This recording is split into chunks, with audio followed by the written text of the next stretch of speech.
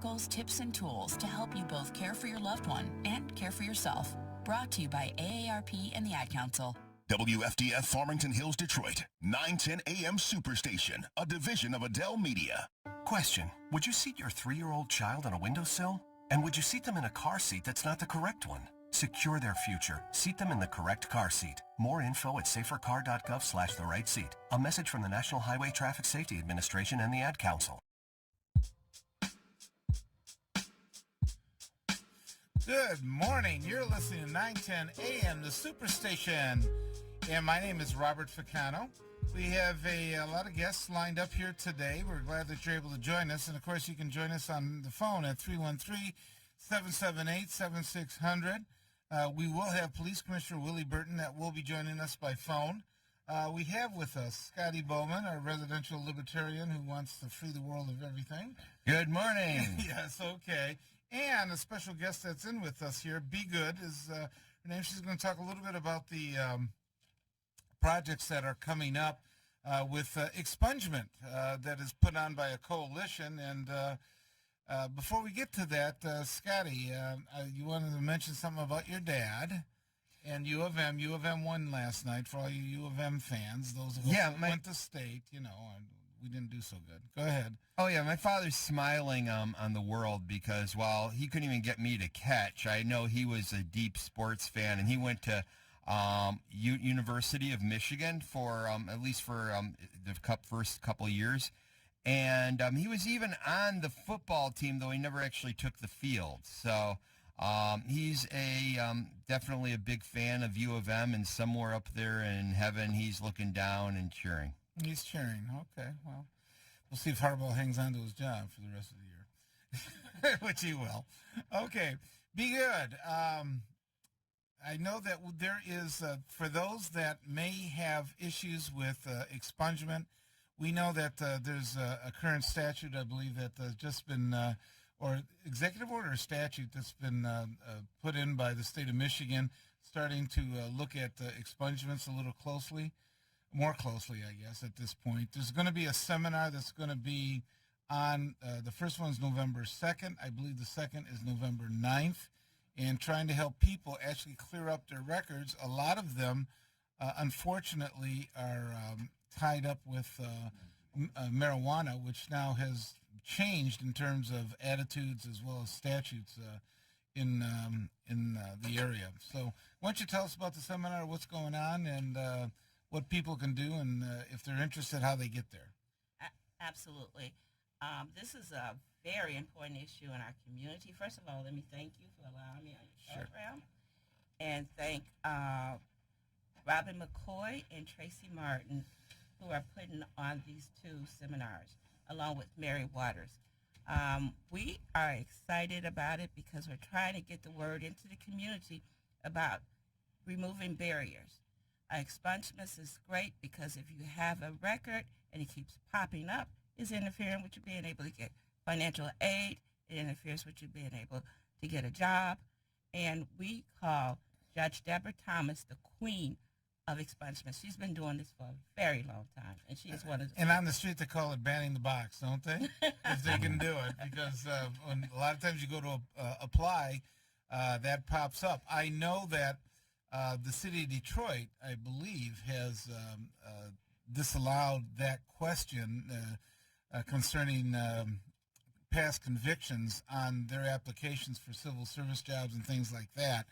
I know it is still very prevalent within the law enforcement community. If you're going to apply for a law enforcement job, such as a police officer or something like that, it's still prevalent. And I think what people don't realize, even if they have their record expunged, law enforcement technically can still go back when you apply for a law enforcement job in order to see the record and things like that. So that's probably going to still be an area that's going to be difficult. But this is really, if you want to work generally, this is a great meeting that's going to have, because you're going to have some professionals there, aren't you, that are going to be able to help them and get the process starting of actually expunging, and especially for low nonviolent crimes such as marijuana and things like that at one time that were prohibited by the state statutes.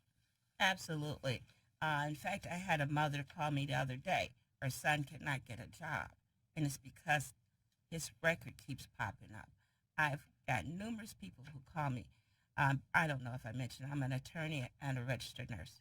I have did both for the last 20 years and a nurse for 40 years. So expungements, and we also have sponsored expungements at my church, Fellowship Chapel. That's Reverend Anthony. Reverend Wendell Anthony, shout out. Today is Women's Day, and I'm here, but I'm going to go to church after I leave. That's right. Here. The service is at 11 o'clock, if I remember right. No, 9:30. Oh, it's 9:30 for that? Okay. Well. So we're going to get you in and get you out. Meet me at Fellowship Chapel. And so, yeah, we're excited about the expungement. Deborah Thomas has spoken at my church forums at expungements, and she allowed attorneys to come. That's the laborers that you're talking about that's in the audience, and she has us pass out our cards. But she also tell people how you can do it without paying all these attorney fees. Okay, can you give us the details? Where's it going to be and what time? Before we get to that, though, I want to, Willie, Police Commissioner Willie Burton has joined us via phone. Willie, good morning. Hey, good morning, Bob. How you doing? Great to hear from you. I know you can't make it into the studio today, but that's all right. It's raining, so those of us have shoveled through, as they say, but it's not snow, which is a good part. Thank you. We're going to get through it. So we have attorney, registered nurse, Be Good, and there's going to be a seminar November 2nd. Why don't you give us some of the details? It's a free seminar. Come on out.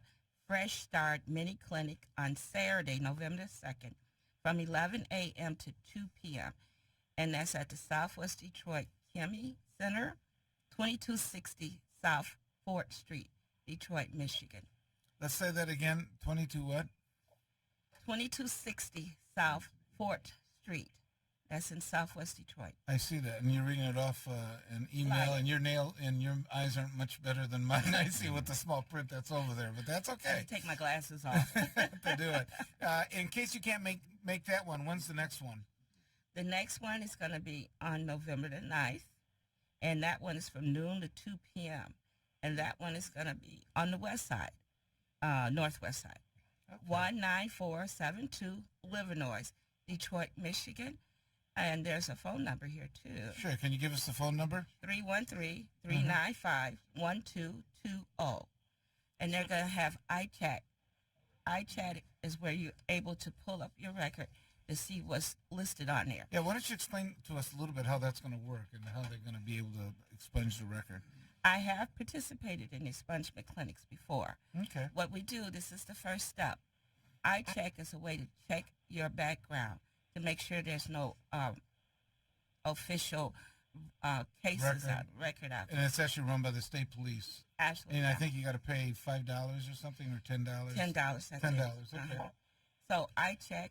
This is a chance for you to get the paperwork needed, and then the speakers, especially Deborah Thomas, Judge Thomas, will tell you how to do this and keep down attorney fees. I know that's so important to people who don't have money. So please join us, save the date, and come on out. Okay, and in case you can't make that one, the next one is where? November 9th, right? November 9th, right. And where's that going to be? That's the one I just told you about. Oh, November. That's on Avenue of Fashion, 19472 Livernois. Okay, yeah, we just. I had a question about the expungement thing, because I had an experience where something came up as being on my record, where it was they said it was a property damage charge, and what had happened, the date and the place told me that it had to do with being arrested by a snowball fight, where I was never charged with anything. I was released. Other people were held on to, but they just kind of let me go and said, well, we don't really have anything here. But years later, it shows up, and it wasn't even on my record. Like, I contacted the city of Kalamazoo County Sheriff, and the college police where the incident happened, and nobody even had a record of it there. So in other words, it wasn't on my record to begin with. It wasn't on the record later, but somehow it showed up in a database when a background check was done on me. And unfortunate, you have errors like that occurring with everybody. They go to apply for a job. If there's a name issue or a common name or a last name, they will have issues with the wrong person and the wrong charge. Well, I guess what I'm asking is, I was the right person, just the wrong charge. But I guess my question is, if you get a record expunged, what's to keep? Is there a way to kind of creep around and find where there's still a record stored in spite of that? There are databases that sometimes, and some of the law enforcement agents. Where did this happen? Out in the western part of the state? Oh, it happened in Detroit. Well, the incident was in Kalamazoo, and the background check was in Detroit. You have some departments, like in the west part of the state, or it's more common when you go down south, is that they have a database of any contact that a person has with a law enforcement agency. It may have been inconsequential in terms of what the result was of what happened, but sometimes they keep it in a database. Like, for example, sometimes when they go into a raid and there's a number of people around and they release them, before they release them, they'll take name and addresses and stuff, and they won't charge you with anything, but they keep it in a database. Those pretty well are not supposed to show up in any type of background check of what they're supposed to do, and it's controversial whether they're even supposed to keep that record. It's called contact, any contact. Contact that goes, and they put it in some of those databases. Willie, I don't know, do you know anything more about this? No, but, I'm definitely going to look into it, because it's something that's definitely worth looking into, because this affects so many different Detroiters, here in our city. But I also want to just thank Mary Waters, the Honorable Mary Waters, on behalf of her coalition called the Redemption Coalition, that's putting on this, that's helped putting on this organization. As far as this expungement fair, I think it's a great thing that is happening in the city. Many Detroiters come up to me oftentimes like, when are they going to have another expungement fair? So to know that there's a couple of dates out there, this is something I look forward to letting my constituents know throughout the city. Okay, thanks, Willie. We appreciate it. We have some callers already starting to chip in over here. If that's okay, be good. Oh, yeah. Rick, you're on with the panel here. Hey, good morning to everybody. Good morning. I just wanted to, you had something there, Bob, and you're right. There are second sets of books. I have come up on situations where there are data streams of individuals with records that are in secondary, third-party databases, and it doesn't clear with that expungement, right? And so pretty much the only way that a citizen or somebody finds out, it almost would require a whistleblower situation. Some of these companies, when you kind of go up the ladder a little bit, some of these companies have their own information research people. And, they look for those kinds of things. They look for changes in your record status. And I think putting some focus on that to see if we can, get some actual claims and evidences about that stuff and looking into it might help to close that gap, because it is one that's widening. That's why I called on that. So May3.com, Bob. Thank you. Okay. Thanks, Rick.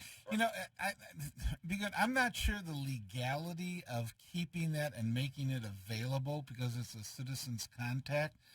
I mean, I've seen it, but I'm not sure the legal ramifications of it actually showing up on anything. Like if you're applying for a job, and for I imagine somebody that, if I'm an ex-FBI agent that is running a background check service, I might be able to plug into some of these types of databases where maybe perhaps some other agent or other companies wouldn't be able to do it, private companies and things like that.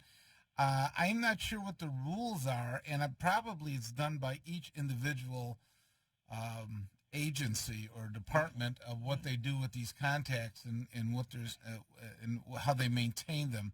But those either way should never show up in an actual background check of someone. I believe anyway at this point. And I agree with you. Go ahead. Bob, I have heard about like a Nexus, if I pronounce that correctly. A Nexus report would show, every single detail, every single thing, but never heard of anything like this showing up on just a regular general background check.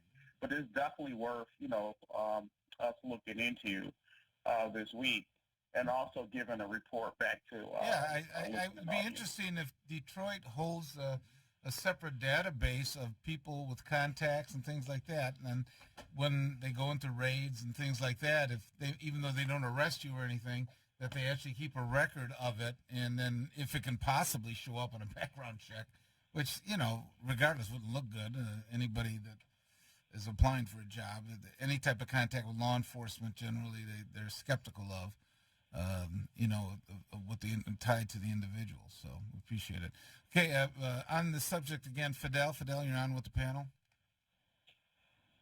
Hey, good morning, ladies and gentlemen. Good morning. Good morning. I also experienced this too. I did my felony, my expungement myself, let's just say about 15 years ago. About 10 years ago, I catch a case in Wayne County Jail. I beat that case. I get out. I go up to Highland Park to pay a bill. Highland Park so crooked. While I'm paying the bill, they running my driver's license. And as I'm done paying my bill, getting ready to walk out, two officers approach me and tell me I have an outstanding warrant. And I said, well, how can this be? He said, what you mean? He turning me around, putting on a handcuff. I said, my man, if you look on my wrist, I still have the Wayne County, you know, the badge on there. He said, wait a minute. So he called downtown. He said, man, you have an outstanding warrant. I said, but look, bro, I can't make this up. I just got out the Wayne County jail. This officer was nice enough to let me go. He said, go ahead and take care of it. I go down to 36th District. They talking about something that happened 15 years ago, and I have no knowledge of it. But like I explained to them, how can this be if I did my expungement, got the seal on it, and I just got out the Wayne County jail? Fidel, first of all, the expungement is only for a particular crime. You have to identify to the people that are helping you what crime they're talking about. Sometimes what happens is that there might be a warrant issued for you and you're arrested on another crime, you're being held. But if on that warrant, the agency that issued the warrant has to be notified, and they got to come down and pick you up so that you get arraigned on the new warrant. There might have been that the agency just didn't want to arraign you or didn't want to come and pick you up. I understand that, but guess what? If I'm in the Wayne County jail and the warrant is for Detroit, all they got to do is walk across the street. So anywhere you want to go with it, if you got me locked up and I beat the case and y'all run a criminal background, then y'all supposed to say, well, we're going to release you to Detroit because you got to take care of this business. That didn't happen. It never showed up in my felony. Yeah. And I'm trying to get you guys to understand this. I applied for many apartment buildings in Southfield and Delaware, and I kept wondering why I wasn't getting it because of this what was on my record. So I'm not a fan of the law enforcement. I'm not a fan of the criminal justice system. Not because I'm crooked. It's because it's not fair. Still to this day, that's on my record, and won't nobody help me with it. Well, why don't you come down to this clinic on November 2nd, and I done been to that on Evergreen. I done been to one downtown. I done been to several runners. When I talk to them ladies, I don't talk to y'all just missing the light skin lady now. I just forgot. They said basic thing is give me your information. I'll look it up. I never hear back from them. Or I need some money. And I say, this don't make no sense. Sir, if I can jump in here, Judge Deborah. Excuse me? Sir, Judge Deborah Thomas will be at the expungement on November the 2nd. She always talks freely with individuals. I went to one on Schoolcraft in Evergreen about 2 months ago listening to the Troy Muhammad. I'm here to tell you it is still there. I took about 8 lawyers, pamphlets, call them again. If I don't have any money, I'm out of luck.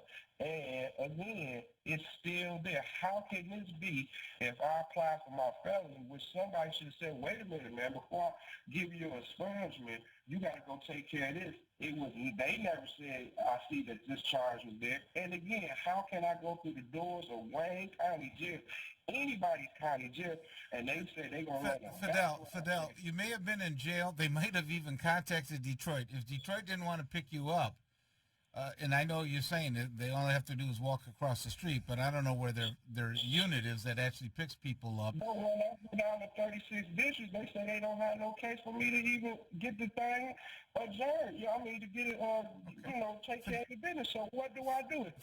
Fidel, right now, and it's so hard to do this over the air, but right now, come down to the clinic, and there will be people there that should be able to help you, and they're not going to charge you. I check. So, give me a call on Monday morning. I'd be happy to look into this for you. Great. Okay. But, That's Police Commissioner Willie Burton. Okay.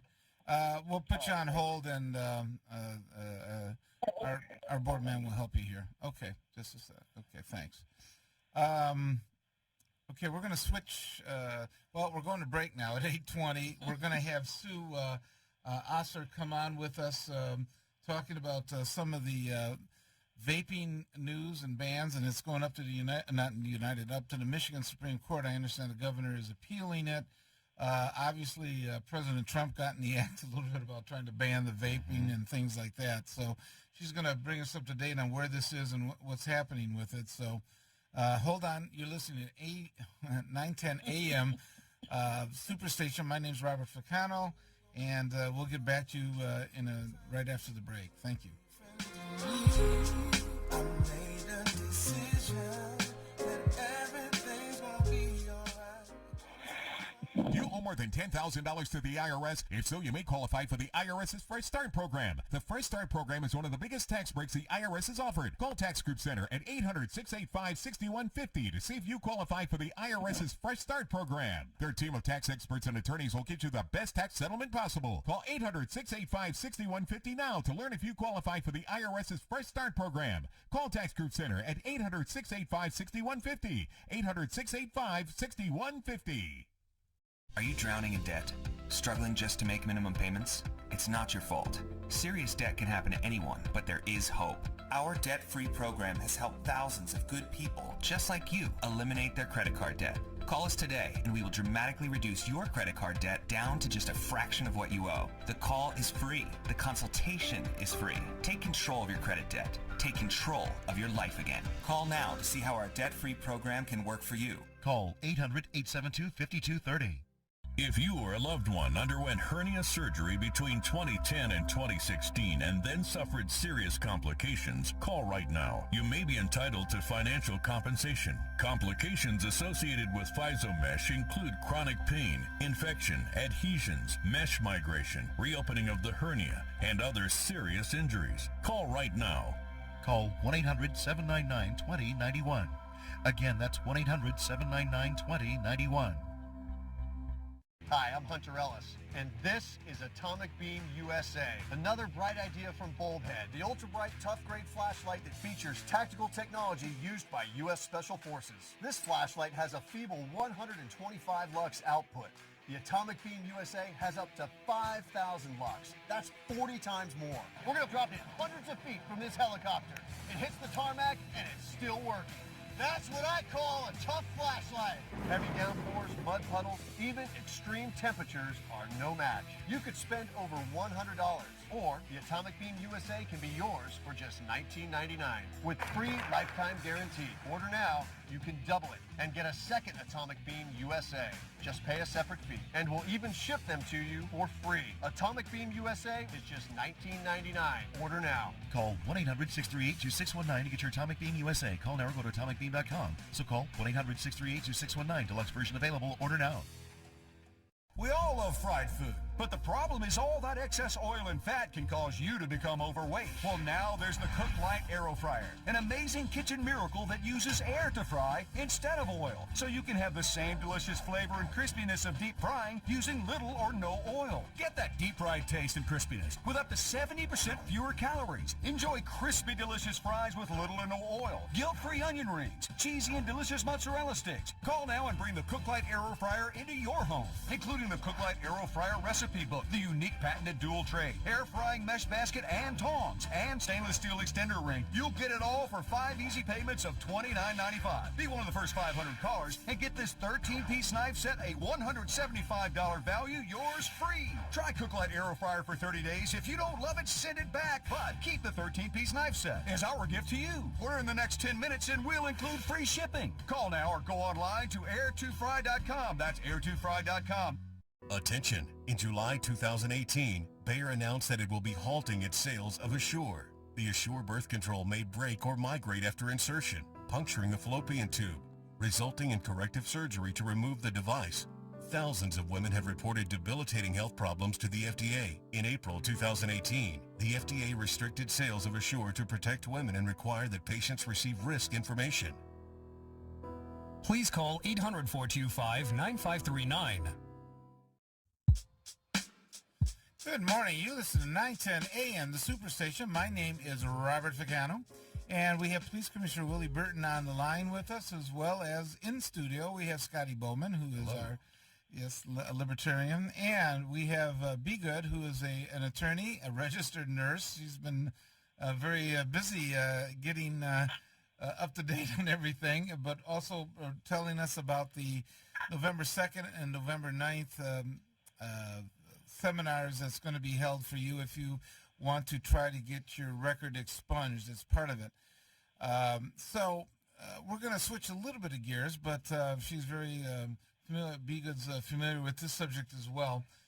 On the line we have a Miss Susan Osser, who is currently an online ESL teacher and contributing writer for historical black colleges and universities, research about vaping in terms of what's going on. As you are aware, the governor banned certain flavors of vaping. President Trump has gotten a little bit active in it. Looks like at least he was bad-mouthing it, some of the vaping and things. I'm not sure if he actually signed any executive order or anything or did any type of banning. You might need a federal statute in order to do that.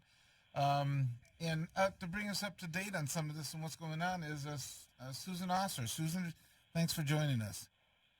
Thank you very much. And by the way, the pronunciation is actually Osser, not Osser, but everybody gets that.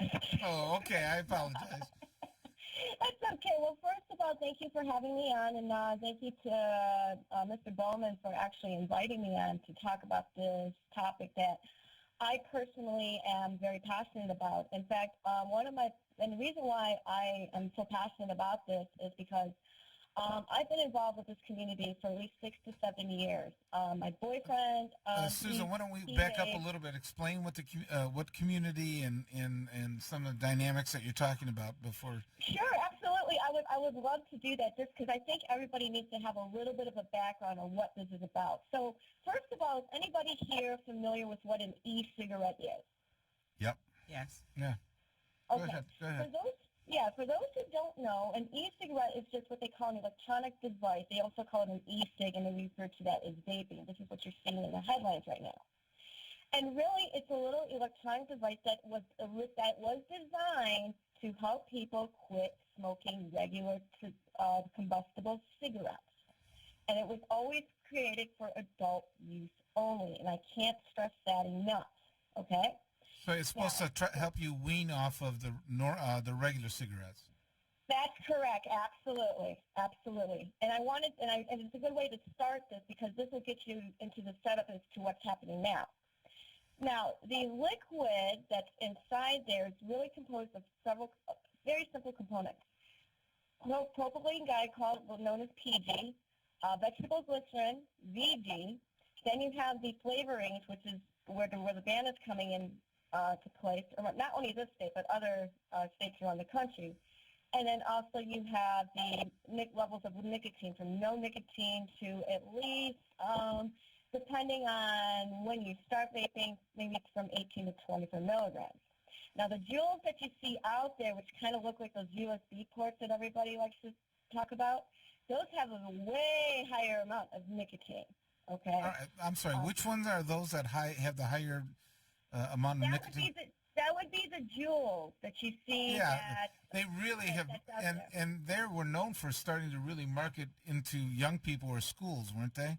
Which was one of the issues. As a matter of fact, they did. I was hearing a lot about that too, because I'm involved with a lot of the industry groups and a lot of activist groups who are just, we're beside themselves. And one of the reasons why you have this month is the governor going like, she was the first one in the country, by the way, yes, who started these flavor bans, and it just kind of spread across the country.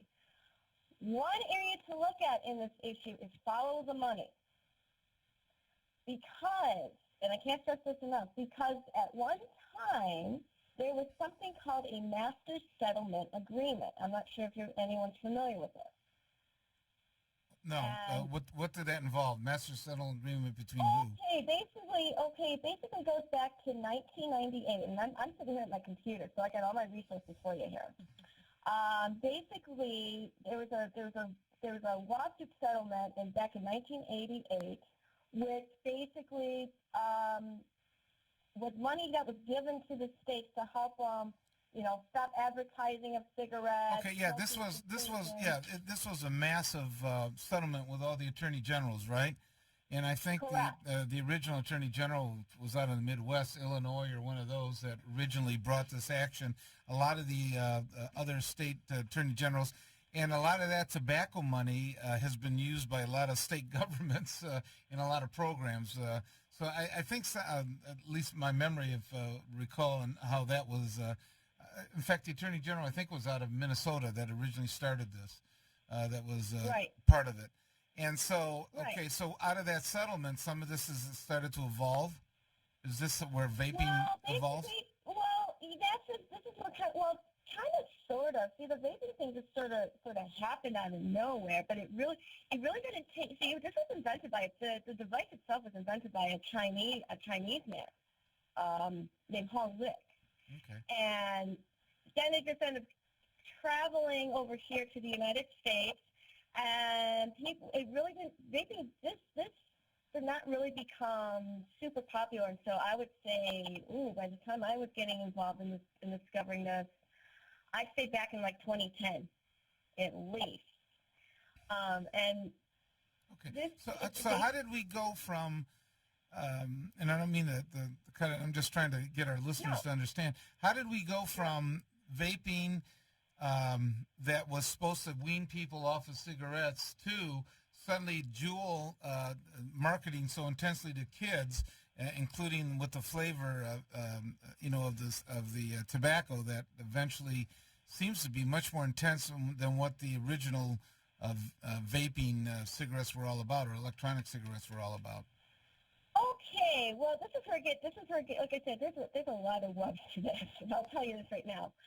Basically, long story short, the money's running out, and these tobacco companies that made the settlement, and some of the money that was supposed to be used, especially in the state of Michigan, to help with the cessation, it's running out.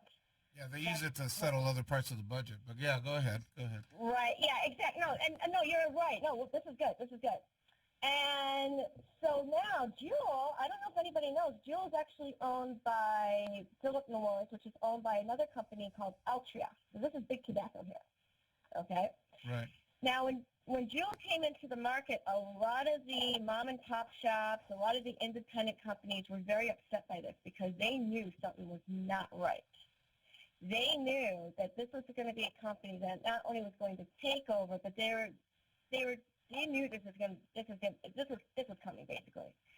And so what's happened is because of e-cigarette and vaping, the big tobacco companies have noticed their numbers have been going down and state revenues are going down. So over the years, they've been trying any way they can and have to try to get this e-cigarette and vaping off the market.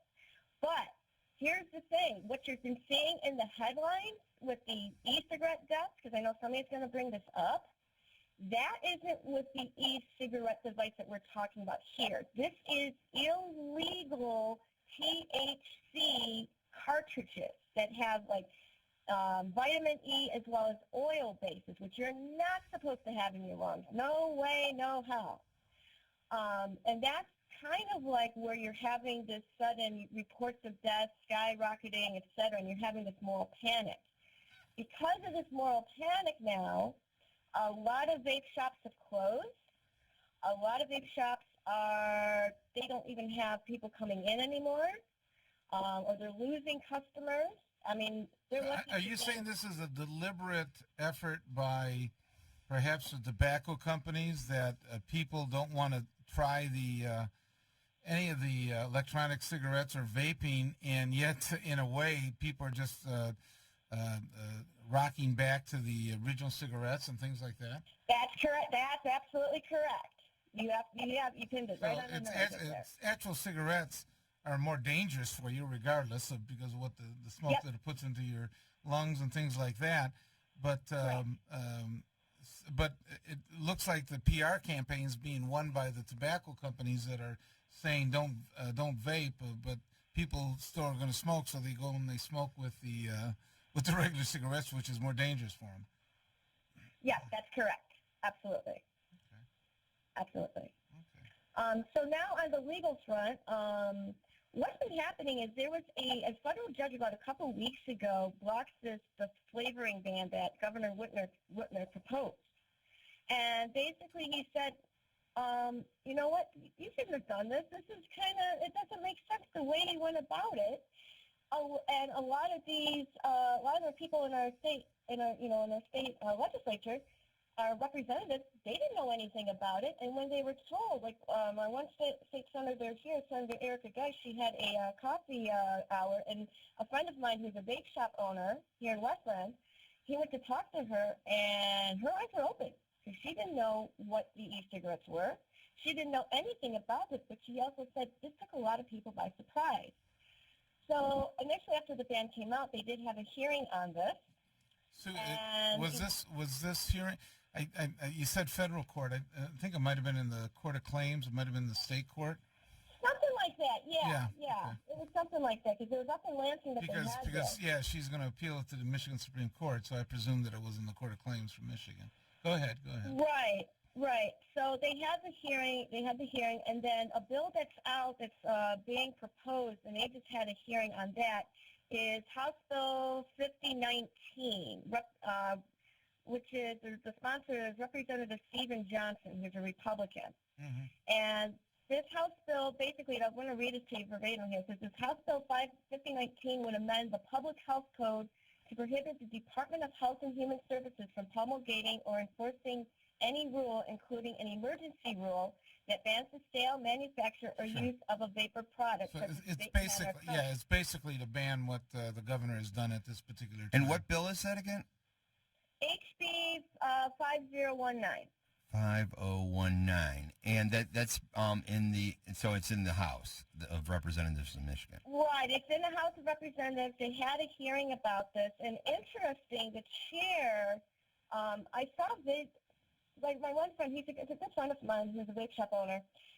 He showed me a video of this hearing, and towards the end, the chair unfortunately he was talking with one of the witnesses during this hearing for this bill, and the witness was from England, giving his English perspective. When he finished, the chairman just said, this bill was introduced by Rep. Stephen Johnson, and it was read on the floor September 24th of this year. Right, but then they ended up reintroducing it again. Yeah. Okay. So the legislature's trying to react to this by countermanding what what governor has done. The bottom line is, and we're trying to cut through all of this, Sue, is that vaping is not the same as the electronic cigarette that was originally set up to help adults wean themselves from cigarettes. I think this is a vernacular problem here. This is what people are getting confused. Vaping is the act of using the e-cigarettes. No. Okay. All right. So it's a matter of education, and you think it's a deliberate attempt by the tobacco companies in order to do this so that people just sort of fall back on regular cigarettes? Correct. Has anybody actually, because I understand the edict that the governor, issued was based on authority given under a law concerning a public health emergency. What public health deleterious effects is the governor asserting flavors cause on people? Basically, it's looking at protecting the kids. Yeah, that's been the whole time. So are kids more susceptible to the harmful effect of flavors than are adults? They're more likely to use it because of the flavor, is what they're saying. Right, that's what they're saying. So why don't they just outlaw it for kids? Well, technically, I think it already is outlawed for kids. There actually was a regulation that came out before she came out with this ban, like 2 weeks prior. where it would raise the age to 21. I'm going to jump in here. As far as the children are concerned, there's a great concern about brain development. As a registered nurse, I've seen some of these cases. I worked 20 years in psych, and it causes interference with the development of the brain, and is very popular for the 18 and under, that whole vaping. Vaping, yeah, vaping. And I think that's ultimately, I think everybody's on the same side of making sure that there is no vaping for the youngsters, correct? Absolutely, absolutely. In fact, if you go visit a vape shop that is still around, they have followed every single rule that they were told to follow. Well, it's like everything else. The youngsters are going to, I mean, they're not supposed to drink either. And a lot of kids, you know, try to get alcohol. Right, exactly. All the time. Smoke marijuana. Right. Yeah, they do all these things that technically they're not supposed to do because of their status, their age.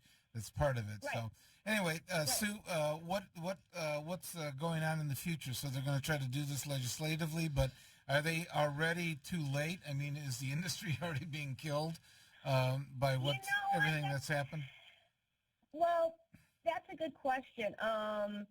This is going to be, it's just a wait and see right now, I think. As far as whether it's too late or not, the shops that are still open, they're doing what they can. They're the ones that are in it for the fight. The ones that have closed because not only have they been scared, but they've lost a lot of revenue and a lot of money here. And what probably is on the horizon that has people a little bit anxious is recreational marijuana is going to kick in, I believe, January 1st. And so people are mixing up the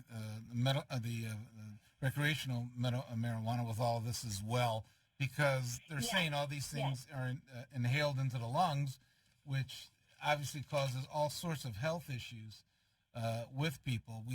We know, regardless of how pure something is, putting something that is not necessary in your lungs is at some point going to be a health hazard or potential health hazard to you at this point.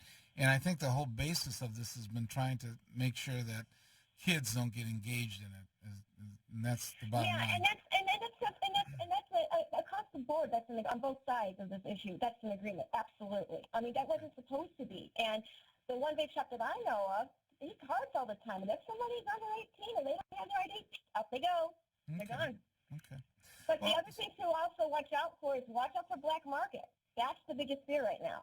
Yeah, like marijuana that goes black market as well. So, Sue, I want to thank you for joining us here today. A lot of information, and I think the public is generally mixed up on what vaping and banning of the flavors and everything else are involved in. But I just wonder sometimes if the barn door is already closed and all the horses have ran out, because at this point people associate vaping with something very dangerous, and including the flavored tobaccos that are something that people are concerned about getting, the kids are going to get a hold of at this particular time. So we'll see, and we'll follow it and see what happens with these bills. Right now, it looks like the governor and a lot of people are on the side of the angels because they're fighting for the kids. Absolutely. At this point, I mean, that's the perception that's going on. And if big tobacco is just simply doing this in order to push out the vaping, and you fall back to the regular cigarettes, that's not going to be positive either in any of this. So we appreciate you coming on the air and telling us about it, Sue. Not a problem. Thank you for having me. Okay, thanks. Thank you.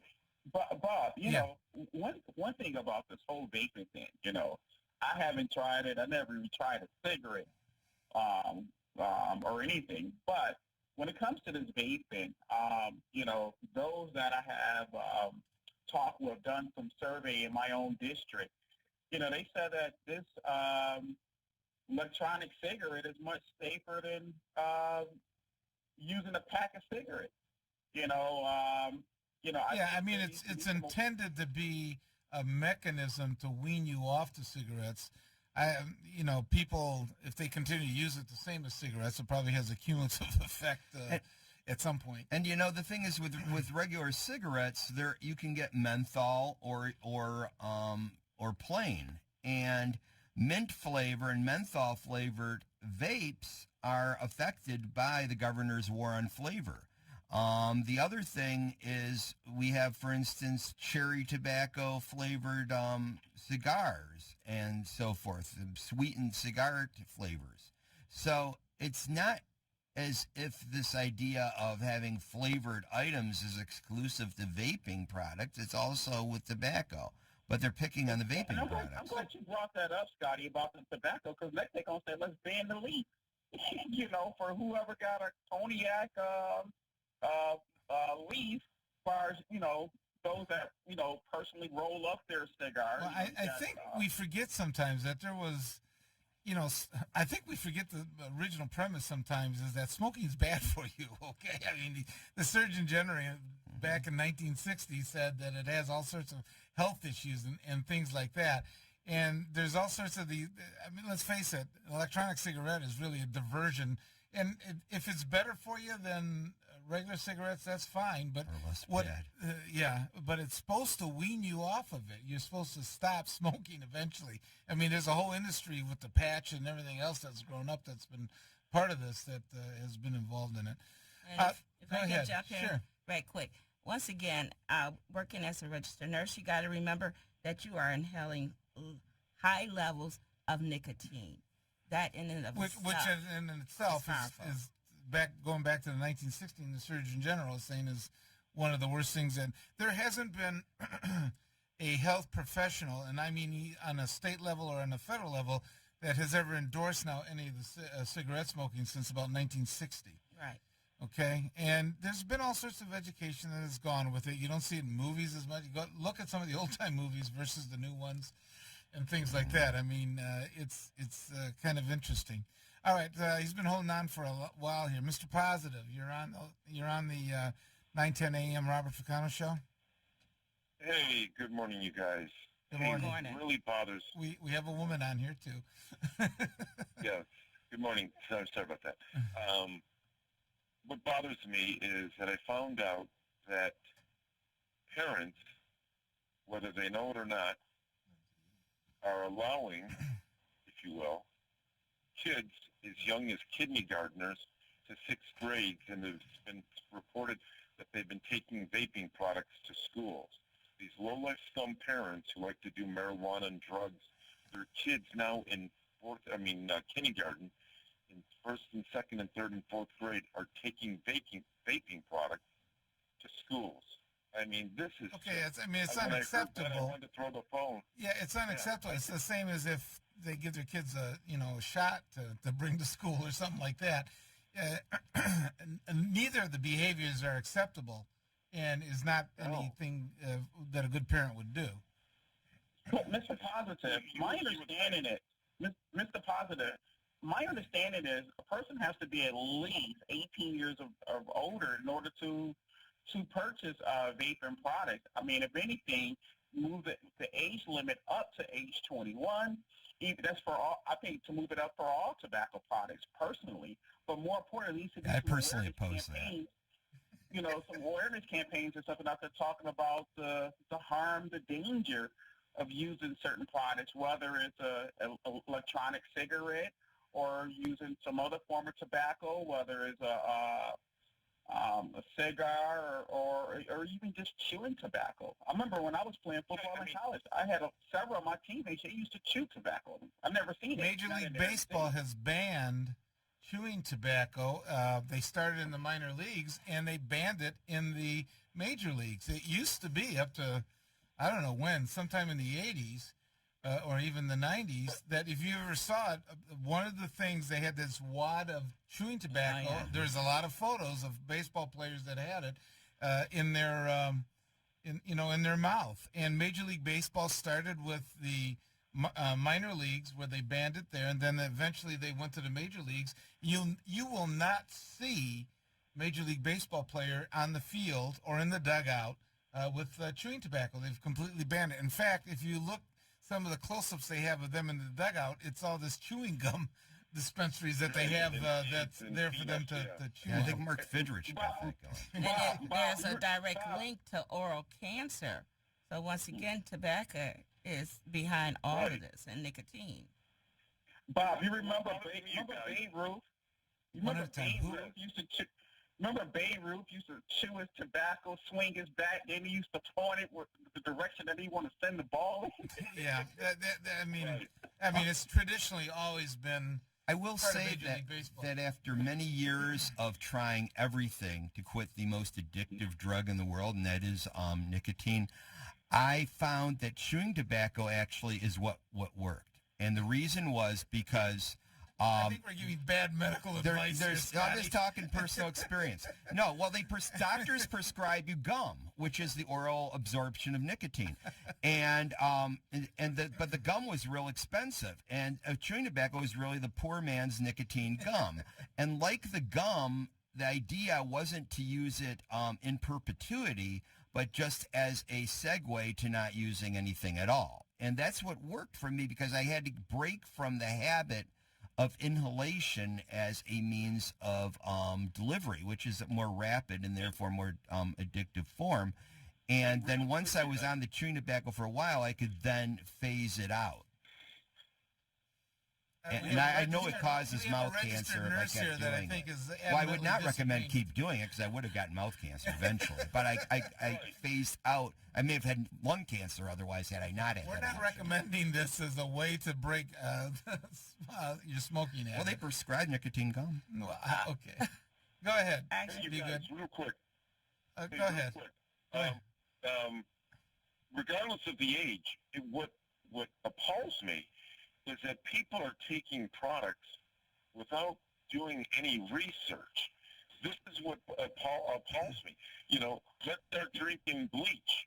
We don't, it makes us feel good. I'm just going to start drinking bleach. I'm not going to do any research as to the negative effects it's going to have on my body. And that, I'm a little bit out there on that, but that's what I'm saying. What's the next product? Yeah, what's the next product? And everyone's going to be taking it and going, oh my God, we didn't even do any research on this, and we're, now all of a sudden we're dying. That's the problem. Well, you know what though? You know who cuts off a lot of research? You're still going to have stupid people, right? Right. But you know who cuts off a lot of research on things like that is Donald Trump with the deregulation. Have it. Okay, here we go. My dentist prescribed rinsing with an extremely heavily diluted bleach solution as a means of fighting gum disease. Well, okay. I've heard of hydrogen peroxide, but I don't know about the bleach. It will tear your airway out. And my grandmother used to chew tobacco. We used to have to go to the corner store and buy snuff. You remember those days? Yeah. So we have cut down on oral cancer by not promoting the use of snuff, tobacco, chewing tobacco, or being still using those various products high in nicotine. Okay. Mr. Positive, thanks. We have some other callers here. Marcia, you're on with the panel. Good morning to you and your guests. Good morning. Good morning. I wish she had banned AR-15s, as quickly as she has banned this vapor. Now, I know nothing about it, but Marcia, realistically, she can't ban weapons. That can only happen on the federal level. That would require a constitutional amendment to be truly legal. And a removal of Donald Trump. I'm throwing that out. I'm sorry. But Democrats. But my sister say that vaping, you have to take her from 2 packs of cigarettes a day. She stopped smoking. She lives in Texas. They've been doing it for quite a few years. But you're talking about... I say that again. She has to have 2 packs of cigarettes? It took her from... She used to smoke 2 to 3 packs of cigarettes a day. So she no longer hasn't smoked them in the past 3 years because due to vaping. She likes vaping. And so I think like the young man said that the research is out on it. You need to research. You do not, they got flavored, lemon flavor, strawberry, vodka now. All the liquors are coming in different, so you don't allow your children to get to take that. So I think that they haven't did the research about vaping and really it's a side effect. We don't know what kind of vaping products were the people that supposedly died. what were they using? Were they on any other drugs? You know, so I think originally they were using cigarettes. I mean, that's the people that are vaping originally were hooked on cigarettes, on tobacco cigarettes. Absolutely, and so they're coming out of that in a way. I mean, absolutely, the vaping was a substitute for not smoking cigarettes. And my sister, she loves it, and she said, I don't smoke any cigarettes, saving all that money. And so I think that they have not done enough research and stop people from smoking cigarettes. And then it doesn't, you know, and then vaping, you know, the people are getting cancer from just being around people that smoke cigarettes. So, yeah, secondhand you know, smoke has an effect. It's a lot better for the secondhand smoke is killing people if you got children and things in the house. But people, don't allow your children, grandchildren to be around these products, you know. Hide it like you do the liquor, you know. So that's my opinion. Yeah, one of the problems, Marcia, is that Juul really marketed to young people. I mean, they literally, they had pamphlets in the school and stuff. It was supposedly anti vaping and things like that, but it made it look so attractive that the message really didn't get through. They were really slick, for lack of a better word, of how they were setting it up and what they're doing. I didn't know about it. It strikes me as ironic that Juul is also among those who want to deprive 18 to 21-year-olds of their rights to control their own, what they put in their own body.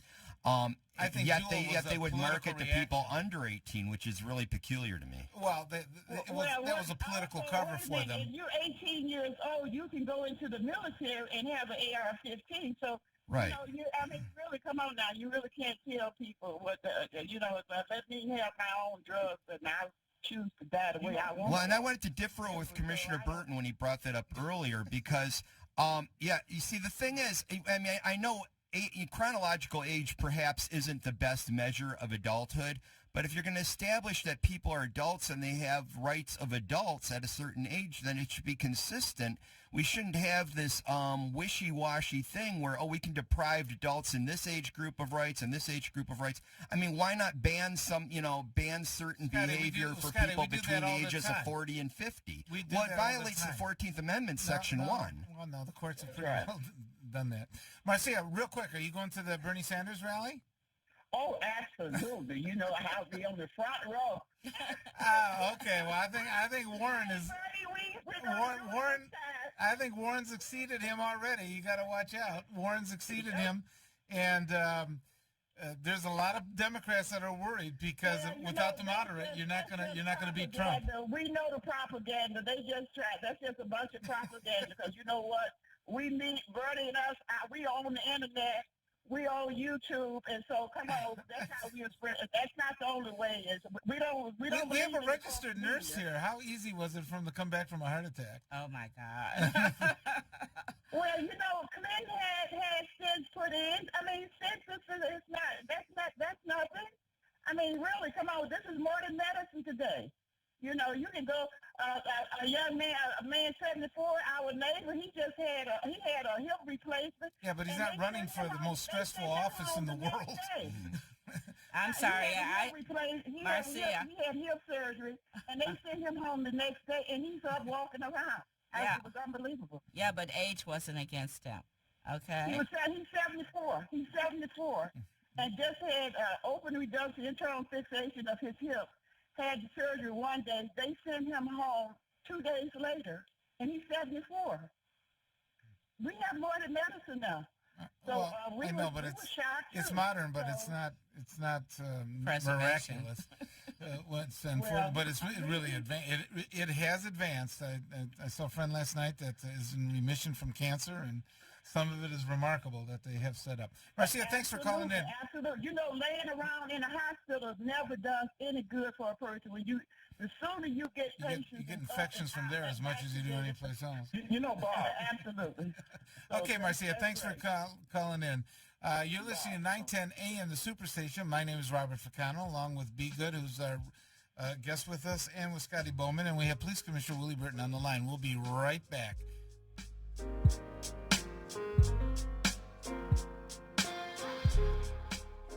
This This is Reverend Sharpton, and on the last Keeping It Real with Reverend Al Sharpton. Oh, I just don't count the votes. They're not there when the vote. They just get I just answered you before, sir, that I know thousands of people that are in the rooms when the votes come in. Every candidate has people in the room. When I've run, I have people in the room. Everybody running is going to have people in the room when the count comes in. The question is making sure we get the right count.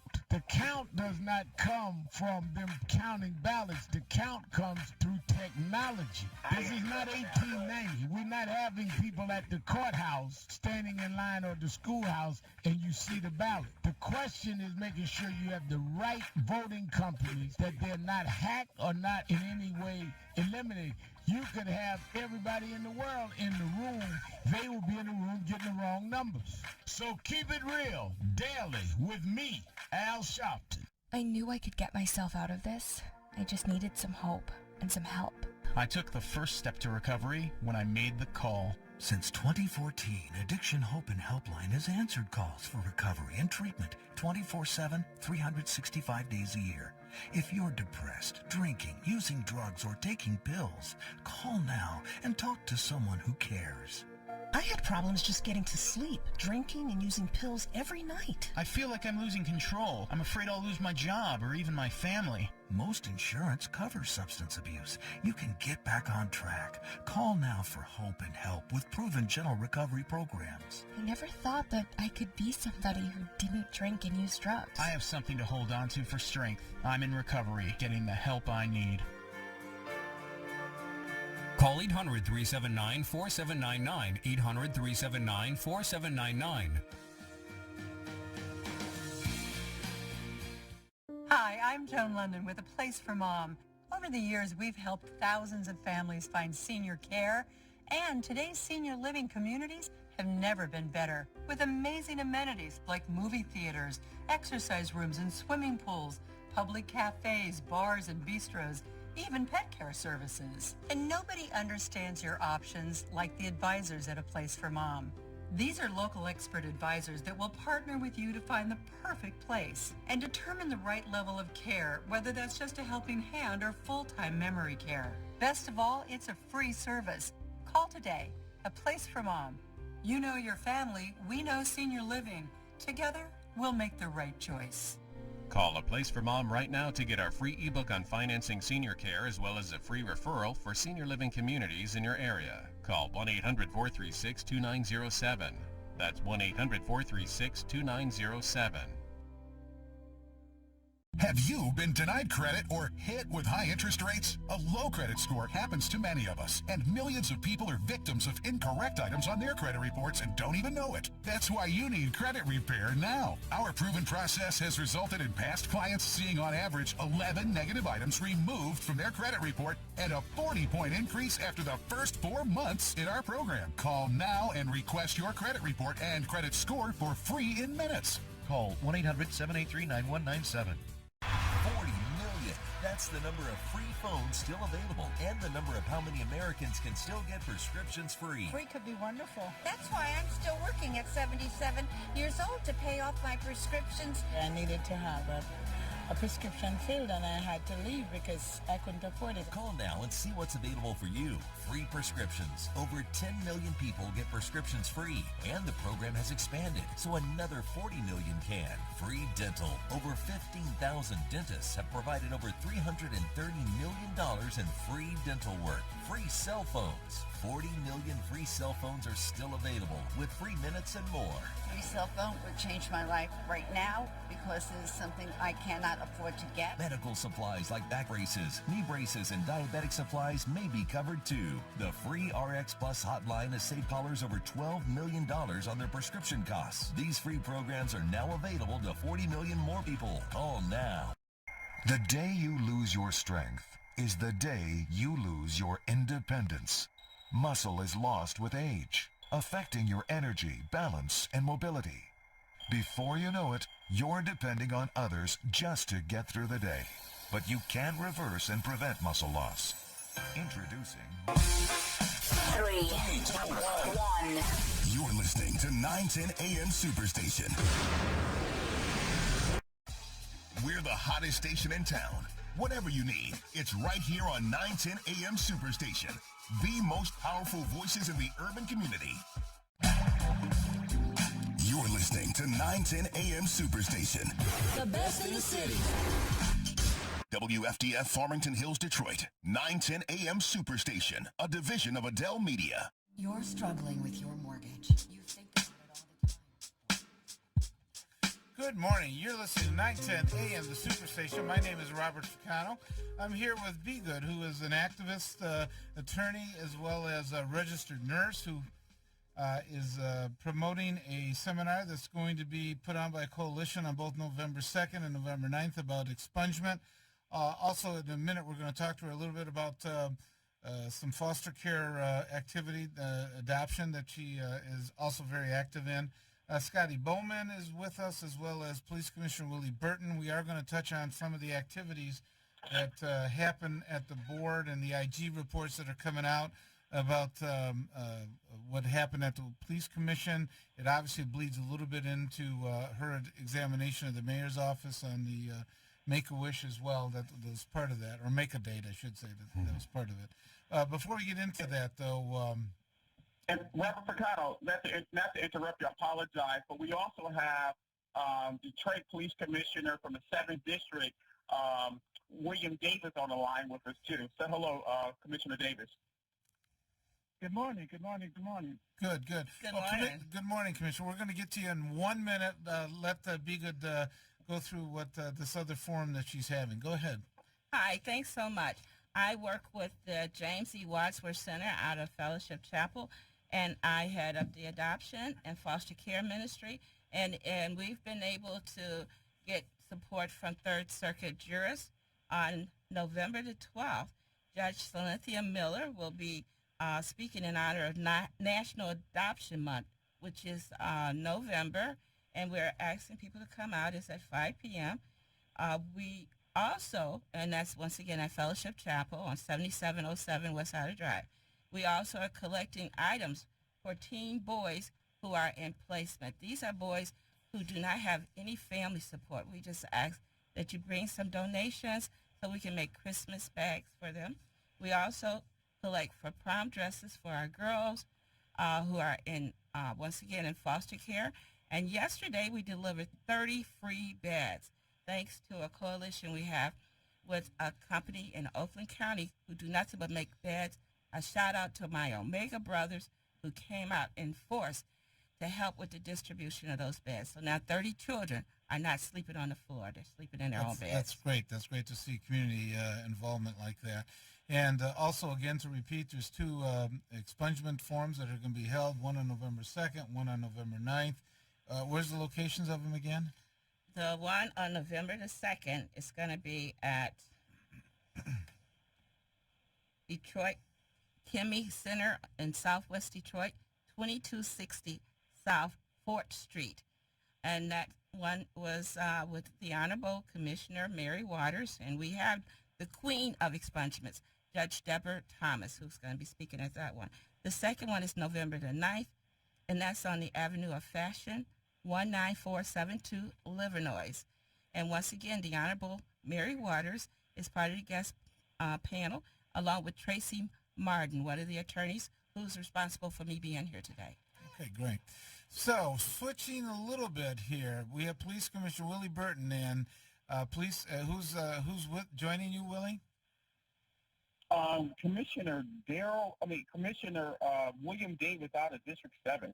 Okay, Commissioner Davis, welcome on. You're on 910 AM, the Superstation. And there's been a lot of controversy, obviously, about the IG has been going on in looking at things and putting together reports. The one that got a lot of publicity, obviously, was the one involving Mayor Duggan and that Make-A-Date in terms of that nonprofit that was put together. Also, whether there were the IG really got involved in the emails being deleted, and there's a lot of controversy surrounding that. But before that happened, there was a report about the staff person for the police commission that was actually making hires in doing particular types of activities without the full acknowledgement by the board or vote by the board in for staff and salaries and everything else being set. So with the two commissioners on, why don't you tell us a little bit about that and what's going on? Commissioner Davis, you can kick it off. Okay, from my point of view, that's a horrible thing. These things, these hirings happened before I got on the board, but I think that we should never give away or try to have somebody else do our duty and our responsibility. I think we was elected, or some of them was appointed, to do a certain thing, and if you cannot do the job, you should not be on the board. I think this whole Inspector General's report is about the Board of Police Commissioners and the Mayor office, and what's going on there look horrible. I think as a public official, especially if you're an elected official, you should hold yourself and your people that you deal with to a higher standard, and that has not been the case. Yeah, I mean, hiring, the salaries seem pretty high. How much were they? The staff that he was hired without it going in front of the board? Well, it looked like it was, I know one of them got like a $25,000 raise or more. And it feels like they created some positions, and they made those some high-paid positions too, or nicely paid positions. So one your thing rules? too, Bob. Go ahead. One thing too, Bob, and also to the panel and to our listeners this morning, you are listening to 50,000 watts on the Robert Ficano show. We are talking about transparency this morning. Yes, you heard it. We're talking about transparency. But more importantly, on the Detroit Board of Police Commissioners the board as a whole have not been transparent. But you had commissioners like Commissioner Ricardo Moore, former Commissioner Ricardo Moore, who fought for transparency on this board, along with myself and new commissioner like William Davis out of District 7. But we also had past Commissioner Crawford, Reginald Crawford, Commissioner, who also fought on the front line for transparency. But this board as a whole, as far as those that are appointed, and a few that has been elected, like past year. Okay, Willie, sometimes the listening audience doesn't understand. Out of 6, have not been on the right side of transparency. So one of the things that we have been advocating about having these meetings open to the public as far as subcommittee meetings, and now you look at the City Inspector General's report that they have not had these meetings in the public. Open to the public. Am I right, Commissioner Davis? We have not been living up to the letter and the spirit of the Open Meetings Act as it relates to all, like to the location for our general meetings, and especially as it relates to subcommittee meetings. In addition to all of this is that transparency is key. I think Commissioner Ricardo Moore and past Commissioner Reggie Brown for standing up for transparency on this board, along with myself and new commissioner like William Davis. The board should have never given its power over to the board secretary, Gregory Hicks. We voted it down. We said it was not a smart move, and that's something that I said out of District 5. Some of these hiring practices, it's just outrageous. Something I also, was a strong believer in saying, hey, we need to vote this down. This doesn't smell right. This is just as dirty as the Flint water crisis. Okay. These are your taxpayers' dollars, Detroit. Okay. Joining us here, Sharon. Sharon, you're on with the panel. Yes, good morning. Good morning. Good morning. Good morning. Thanks for taking my call. I want to ask, does anyone know how long it takes to receive these expungements for arrearages when it comes to child support payments? And do the person applying for the expungement, do they receive a reply in writing if it's denied? Okay. Do you know anything about that? A little bit off topic of what we're talking about, but Sharon, child support payments are not expunged. You got to go back in front of the court And if they eventually believe that the payments have been met and it's to the satisfaction of the court, then they release it. But you can't expunge child support payments that are still due to an individual. About that. I heard a person telling me that they supposed to have applied for expungement of the child support arrears, and they've been waiting for a response. And I was wondering about that, and I never heard anything like that. I don't know. I've never heard of child support payments being actually expunged. If I can jump in here, we're usually talking about criminal offenses. There are certain offenses that are expungible. If whoever this person that you're talking about, please ask them to join us on November the 2nd. They can either come out on November the 2nd or November the 9th, and they can ask the judge or they can ask the attorneys about this issue. Okay. But I don't think Be Good is right here. That is a quasi-civil, well, it is a civil matter in terms of the child support, and generally the expungement doesn't apply to that. So thanks for calling in. Okay. Theo, you're on with the panel here. Theo, you got to turn down your radio. Go ahead. Theo. Everybody, can you hear me? Yes, we can hear you now. Go ahead. Okay. I'm calling because of the police commission issue. Sure, that's what we're talking about. Of transparency. And it seems to me that the information that's floating around the community about the police commission being eliminated from the charter, along with the ombudsman, is making me think that this whole thing is a trick.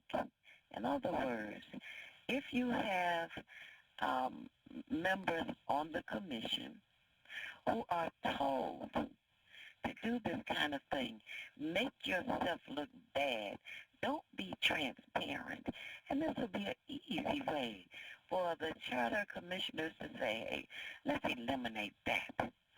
And we won't have to deal with the community having oversight of the police department. Now, that might sound far-fetched to you, but it would not be the first time that an elected official has landed a $200,000 job after doing something that was scandalous, but they all come out all right. I don't know if you can actually, I don't know if anybody on the police commission actually wants to eliminate their jobs, but we got two commissioners on. What do you think? Well, they get a lot of promotion. That's what I'm saying. What I do think is this. I think that transparency is a big problem here. We just saw the Attorney General give a speech at Wayne State University talking about transparency. She said that transparency in Michigan ranks dead last. I agree with the Attorney General that transparency ranks dead last. It definitely ranks dead last right here in the city of Detroit. We have saw and we read the City Inspector General's report based on findings, things that I have spoken out and been very vocal, advocating for transparency on this board. We have some serious problems, especially with spending on this body. I have seen salaries have gone up through the roof. And I've raised concerns. What kind of increase, Willie? Commissioner Burton, what kind of increases have you seen? Well, one of the things we had former Secretary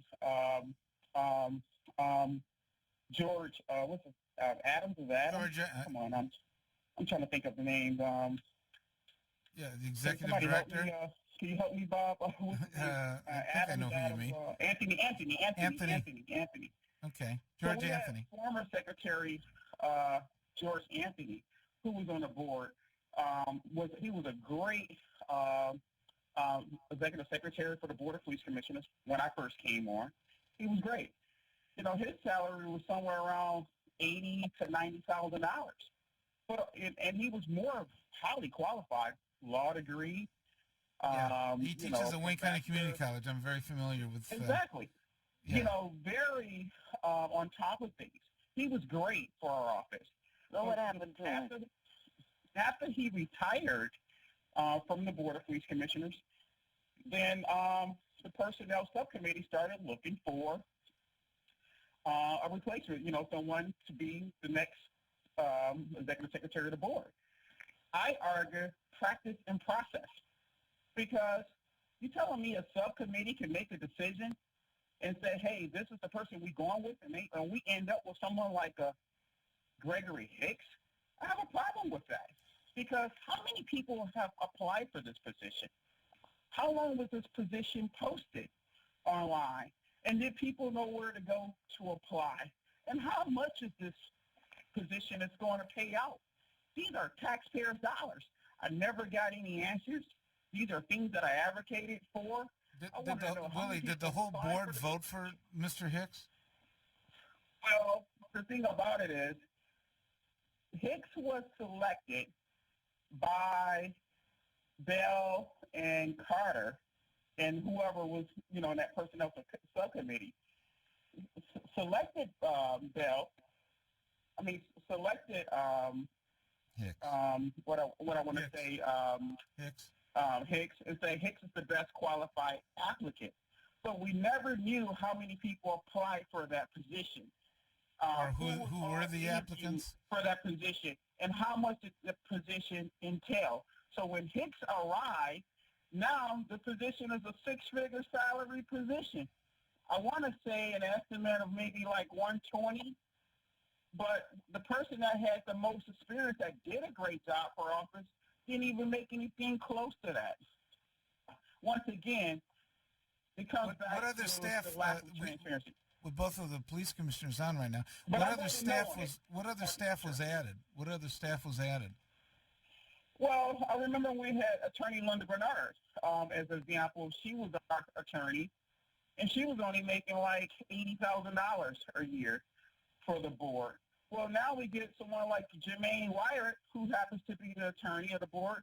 He's making somewhere in an upper like 120s, if not 140. Is there a single Detroit police officer making that much money?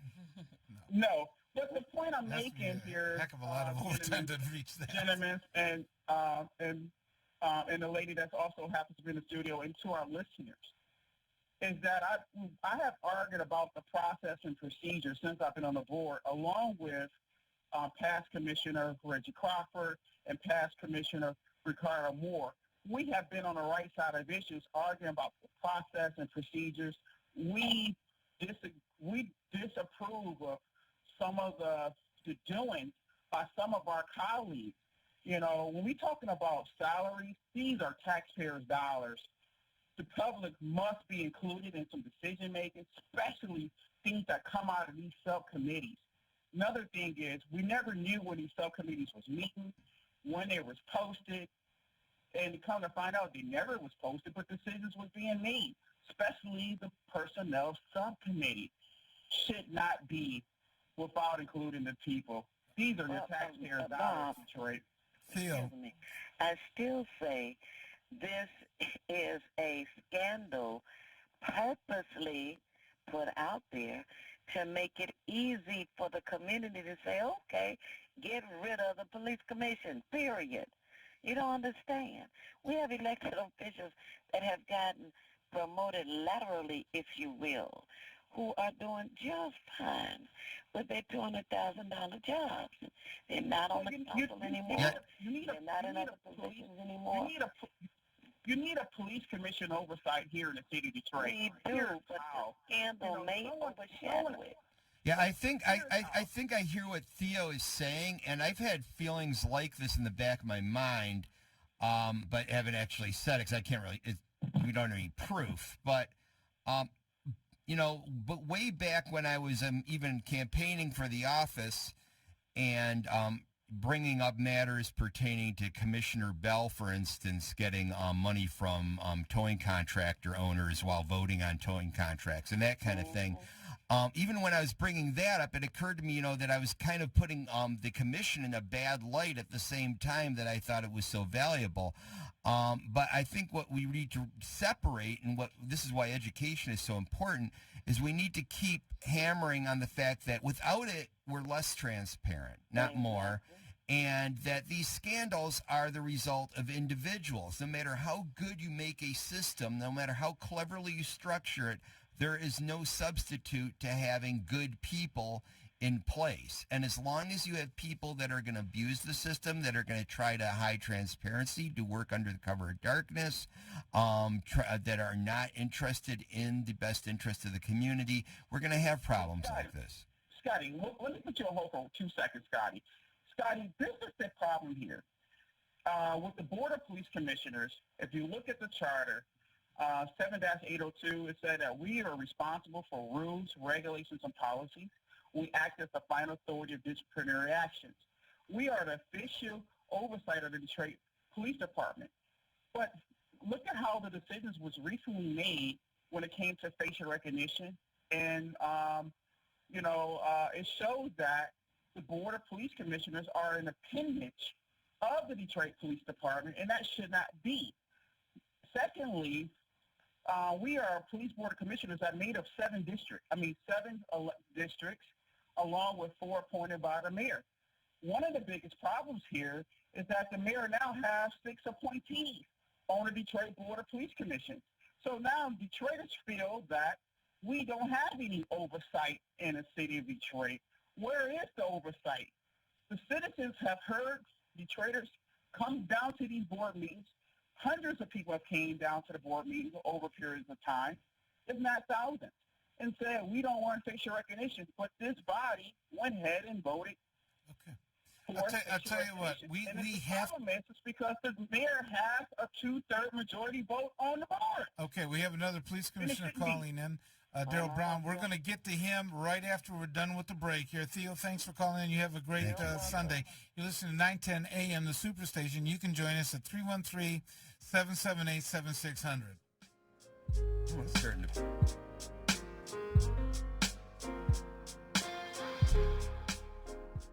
So, you've decided to go to college. That's cool. So, pop quiz. Which is a better way to earn your degree? Commute to college and fill your gas tank, get stuck in traffic, drive in bad weather, try to find a parking space, walk a half mile to class, or learn online at Independence University.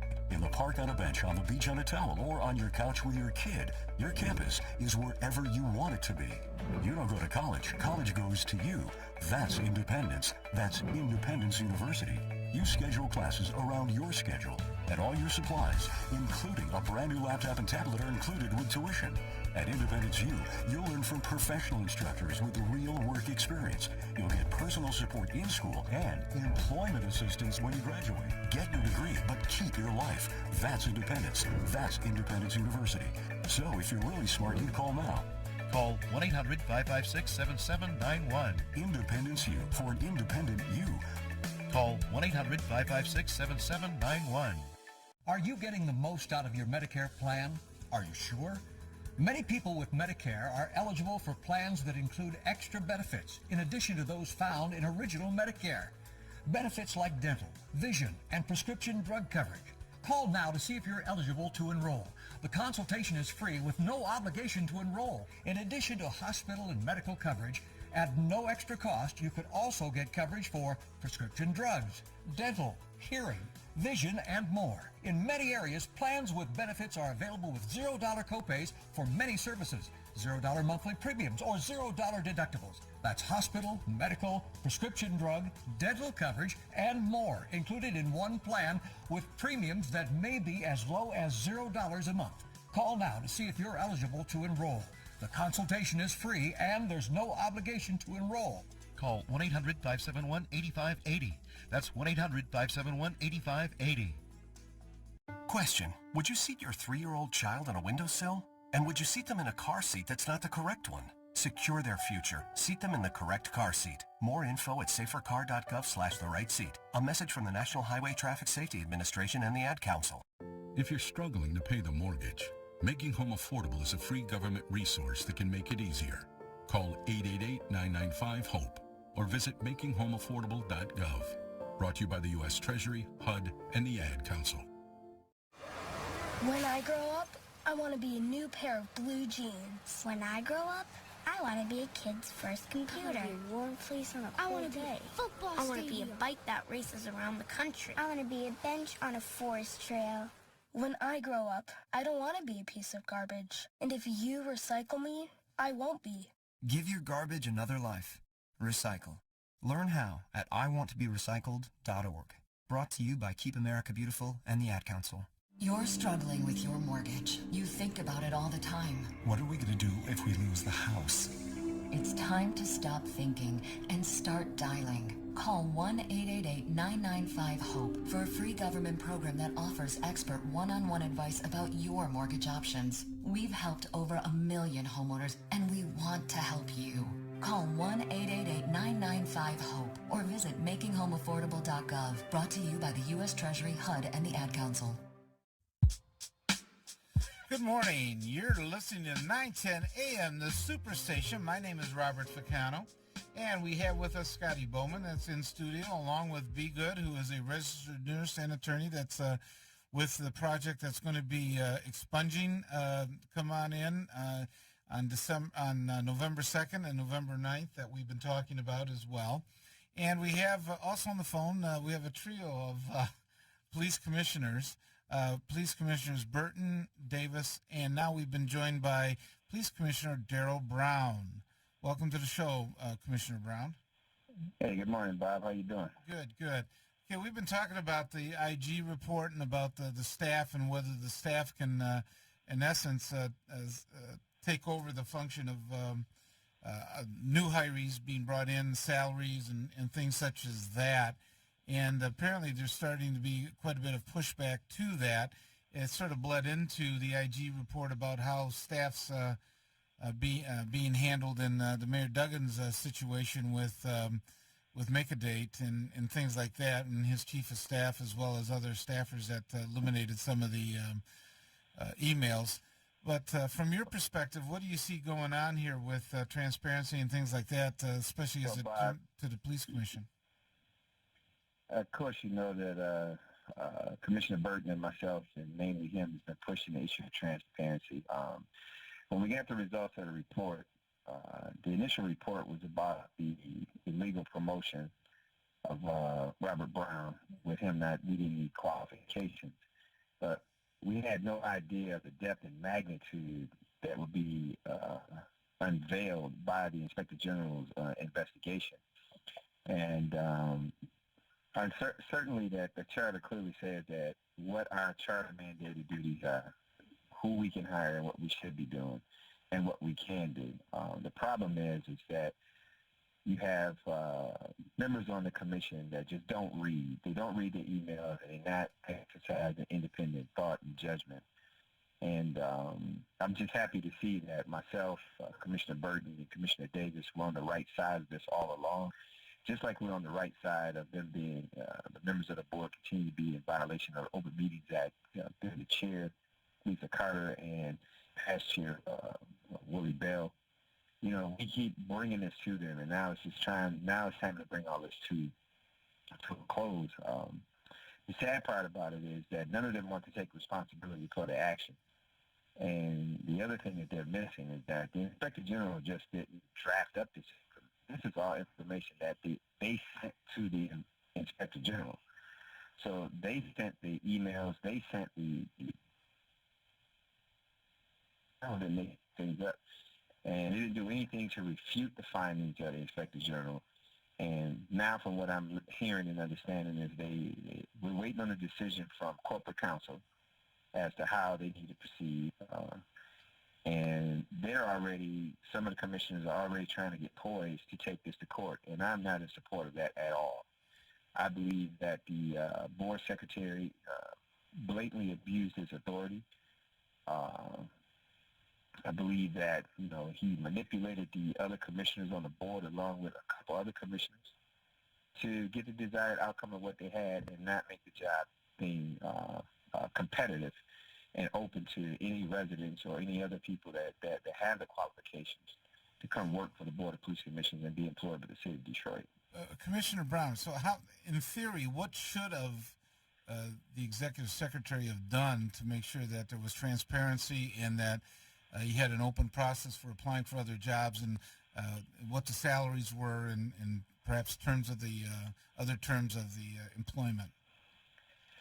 Well, he should have posted the positions, just like and a lot of the rules are established by HR, and we can follow those rules as the board, or we could just pick people that we can just interview them and appoint them, but it has to be in a public session. And these are things that he manipulated the board by not giving the information. And keep in mind that I was not there at the time all these hirings were. I just read through the information, and I was just, wow, this is not right. And so, it was very unethical. And Commissioner Brown, just to intervene for 2 seconds, all of these different hirings on the board, I want the public to know that I voted down on it, because one of the 2 things I've been advocating was about process and procedure, and there wasn't much of a process. And something just smelled funny. I mean, it was as dirty as the Flint water crisis. I mean, decisions were being made in subcommittee meetings without allowing the public to be able to come into these meetings, like subcommittee meetings, and weigh their opinion. And we never knew what the salaries for these positions were. How people apply for these positions, how long it was posted for. Mr. Burton, this is what we have to understand and get the public to understand it. This is why the Inspector General, one of the points that Inspector General Howe points out in her report, is that these positions were not brought before the board. They were not brought before the public, as like we did with the HR director. And when we brought her situation and hiring before the board and her salary, all of that information was disclosed before the public. And that's the thing that that's the only thing they needed to do. And it was just neglected that they let this board secretary just basically run amok, and he's been running amok ever since. And let me just say this too, that I commend Chief Craig for just having the courage to make the statements that he made in support of it, because like I've always said, and I think I said it on your show, Bob, that how can we hold our police officers to a higher standard of integrity and professionalism, and then we're going to turn a blind eye to our own situation? And these things need to be dealt with. Me personally, I believe that the board secretary did this intentionally. He willfully and unethically manipulated the board. Someone had to give him permission to do it. Daryll, you keep saying he manipulated the board. How did he do that? What kind of action? Well, one of the things they have these special meetings on Wednesday that that other board members are not prevalent to being in attendance. There's always the chair, the vice chair, one at a time, and staff. Sure. Yeah, they were having these secret meetings. They claimed they weren't secret, but nobody knew about them, and I didn't find out about them until I was vice chair. And I then started. Were they posted? Did they follow the Open Meetings Act and everything? No, they did not. They did not follow the Open Meetings Act on any of the information. Matter of fact, none of the committees that and I don't know if you know this, but I was removed from the Budget Committee as the chair because I raised concerns about different things. I think I sent out an email at about 12 o'clock, and about 3 o'clock I was removed as chair of the Budget Committee. No. And as a matter of fact, I think I have been removed off all the committees except the Citizen Complaint Committee. It's been eating me. This is a retaliation. This is a retaliation from those that speak up. Does the chair have the authority, or does... Let me ask this question. And that's why... Sure. Does the chair have the authority to remove Police Commissioner Brown, or does that have to go to a full vote of the board? The chair has the authority according to the bylaws, in the current bylaws for the Board of Police Commissioners, which needs to be written. And I filed a complaint about it, and it was pointed out to me through the Inspector General's office that this was unfounded because based on the bylaws, he does have the authority to do it. But when given his reason, when I asked why he did it, he said, I called a meeting and I didn't have the authority to do it, when the bylaws clearly said there's only 3 people that can call a meeting of the committee. That's the chair of the committee, and the committee can choose to meet also on its own. So by me being the chair of the committee, I clearly fall in that guideline of being able to call a meeting of a committee to take some recommendations about how we're going to spend some money that that came back into our budget. Now, what's eating me is we keep hearing about these repeated violations of the Open Meetings Act by the Board of Police Commissioners. And, I understand, the present company are not the Gang of Seven that seem to keep doing this.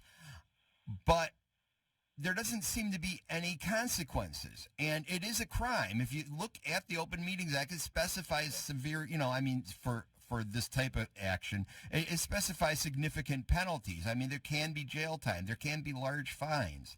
What does it take for, because obviously the other commissioners are not interested in obeying the law. They have no problem acting as a criminal entity and just ignoring the law. What does it take to enforce the law on them? What does it take to make them serve jail time or to pay those fines, or both? I think and believe that we need to take this to the next level, to the Attorney General's office or the Board of Ethics, who has the power to remove these commissioners from office. And I believe that's the route that we I think under the Freedom of Information Act in open meetings that a citizen can technically file a lawsuit, enforce the accountability of the officials that have violated it, and there's even a fine that goes with that, if I'm recalling this correctly. Yeah. Scotty Boman, the president of D.R.A.C.O, have stepped up and said that, along with Attorney Ralph Simpson, have came to the board meetings and said, hey, I don't like the process is being conducted on this board. And so many others, just to name a few.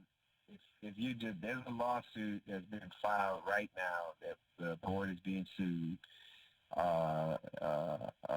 through about the violation of Open Meetings Act. There's a suit coming. We've all been deposed, and there's been some subtle retaliation. And what you have who filed the lawsuit, Daryll? It's been filed by the Felons Crusade for Justice.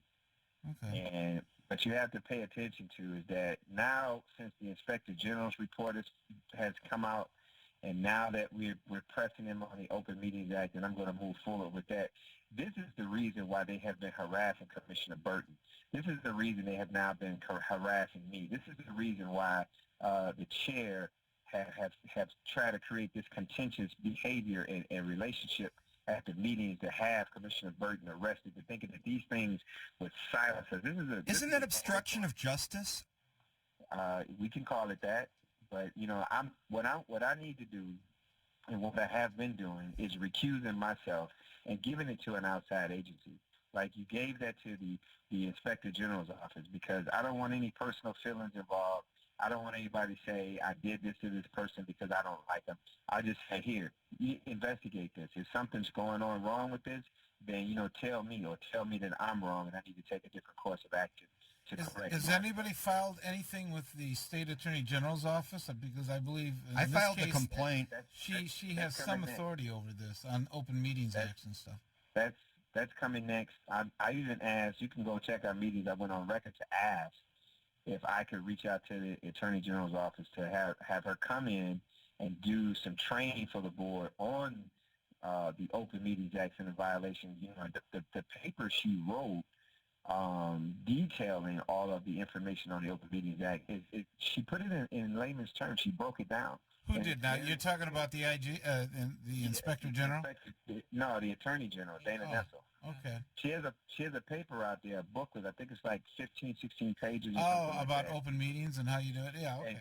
Yeah, she really breaks it down to when you read it, and I'm reading like, oh my God, we're doing this wrong. We're doing this wrong. And the problem is that the people you have a couple people that have been involved in city government for a while. Commissioner Bell has been there with the Detroit Police Department.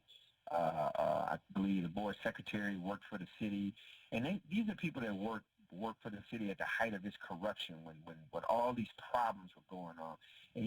And that's the mindset is what they're trying to bring to the board today. The examples of Trump.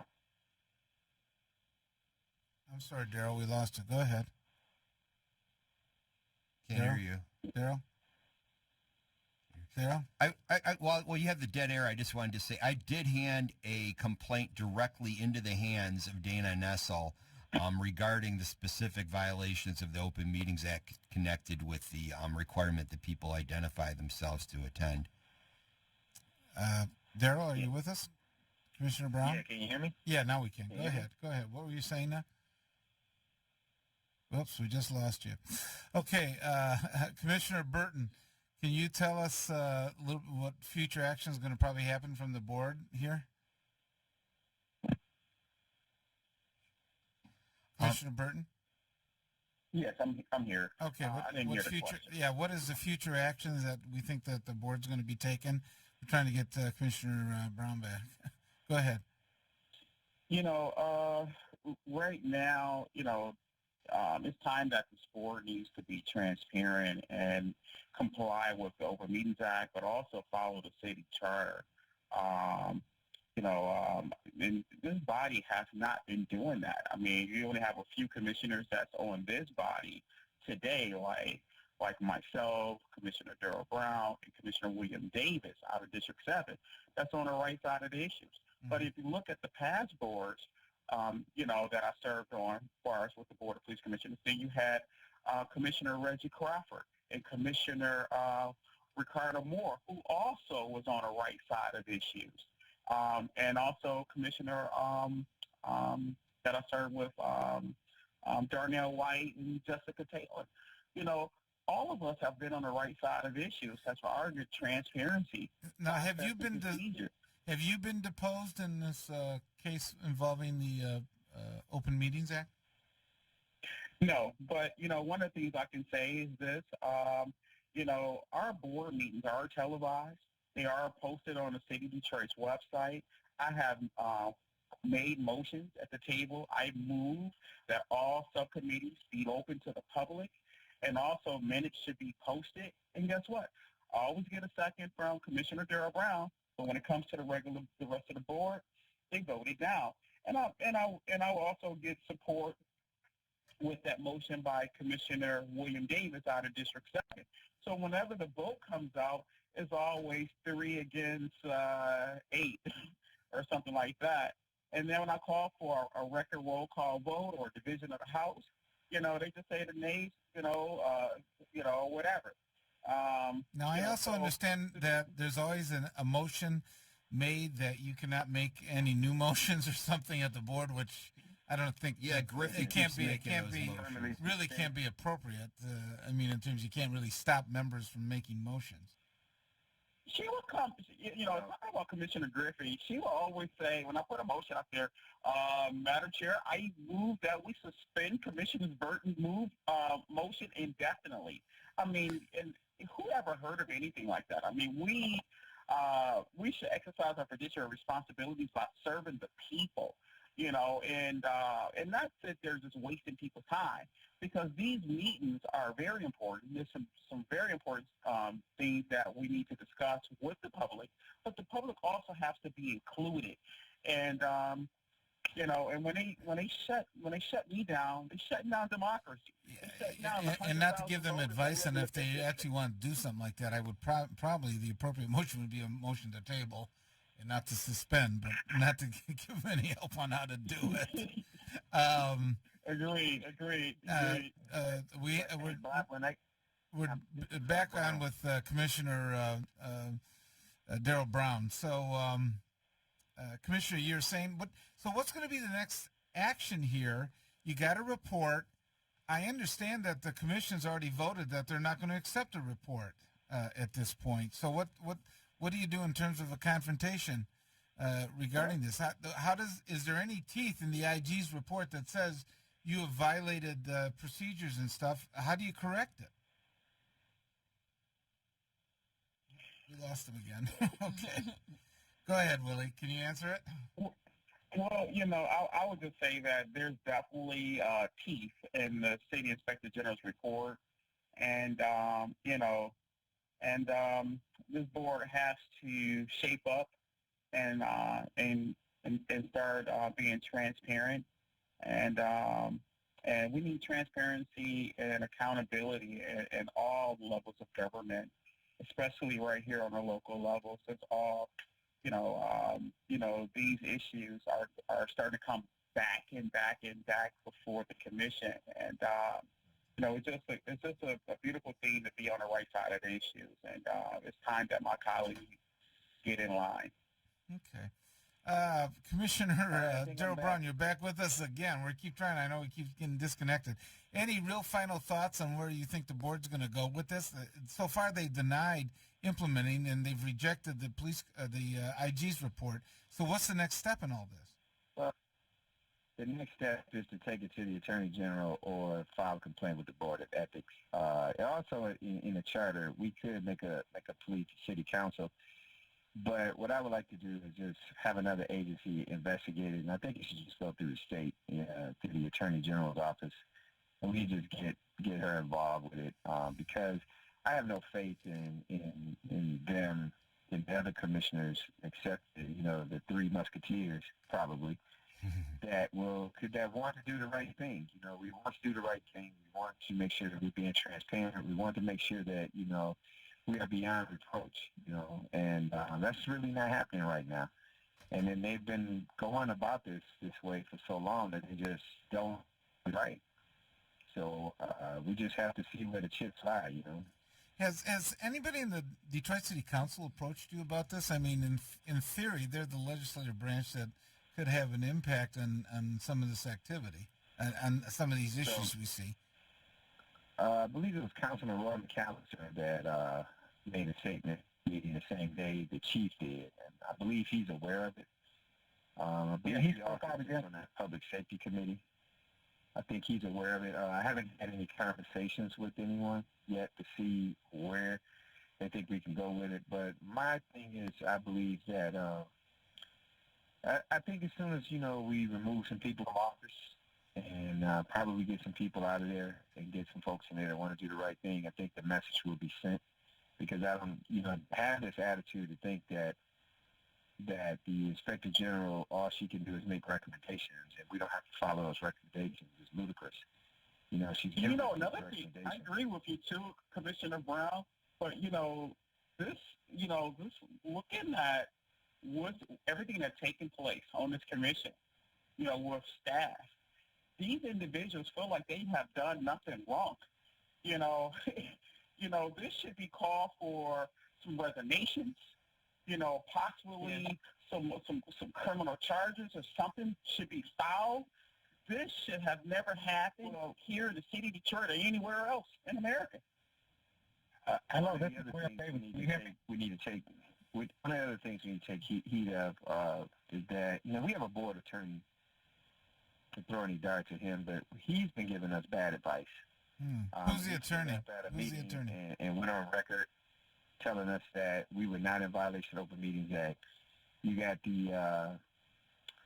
the corporate counsel saying we are. You got the Inspector General here saying we are. You in contrast with what the Attorney General. I'm sorry. So just to understand, you're saying corporation counsel said that you've been in violation of the Open Meetings Act? Yeah. Okay. That should be the controlling factor in what goes on. Corporation counsel, in theory, can give you legal advice. You got this guy who, I'm trying to not make this personal, but this guy, he's giving us bad advice. Leads to what we call, unethical behavior. Is incompetence. It's I don't know what the agenda is, but they want to go and try to keep this argument. All of these people we all can't be wrong. You know what I'm saying? Everybody can't be wrong. Okay. We're all saying that this is a violation no matter how you try to write it. You are in violation of the Meetings Act by having people surrender their ID. And Bob, I gave a solution to it. I said, why can't on Thursdays from 3 to 5 or whatever, anybody coming in that building, they go through the metal detector security and come right upstairs. They can only go no further than that third floor. They can only go no further than that third floor. We could put a stanchion up or anything, and then it wouldn't be an issue if you just did it for just that little bit. Yeah, what you're referring to is that people have to show identification because you're going into the police headquarters, I'm guessing. And by the way, I have gone in the police headquarters without showing identification, but not for the meetings. And so they don't do this all the time. It's not a general law for the whole building all the time. Okay. Well, we're getting near the end of the hour here. Bob Ficano is my attorney, and he had to produce ID and walk through a metal detector. Well, you got to do that in a lot of the courts, too, now, too. So, thank you. Yes. I want to thank the 3 police commissioners that we've had on here. Police Commissioner Willie Burton, Daryll Brown, and William Davis. Appreciate all you coming on. Getting near the end of the hour, and this is going to be an interesting issue that we're going to follow. Thanks again for joining us this morning. Also this morning, I want to thank Be Good. And again, can you give us the background on the 2 clinics that we're going to have November 2nd and November 9th? Yes, thank you so much for having me on your show again. The Honorable Mary Waters, the Honorable Judge Deborah Thomas, who is the Queen of Expungements, on November the 2nd, 11 a.m. to 2 p.m. at the 2260 South 4th Street. Please come out and join us on November 2nd. Get your questions answered. There will be attorneys around who will pick up your cases, and Deborah Thomas will talk to you about keeping your costs down.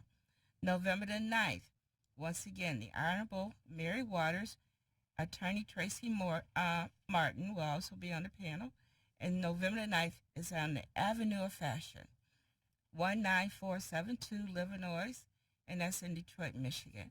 And that one starts, I believe, at 12. It's from 12 to 2. Okay. I want to thank you for coming.